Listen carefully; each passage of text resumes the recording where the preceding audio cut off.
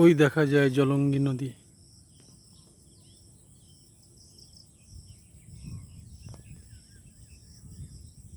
সন্ধ্যার প্রাক্কালে আমরা জলঙ্গি নদীর তীরে এসেছি। আকাশে মেঘ জমেছে। যাই একটু নদীটা দেখে আসি।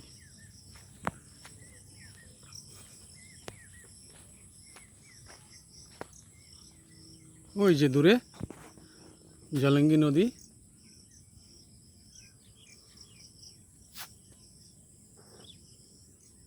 পানায় পরিপূর্ণ হয়ে আছে। আর এখান থেকে মাটি কেটে নেওয়া হয়েছে। নদী অনেকটা এখানে চওড়া। পাখি ডাকছে।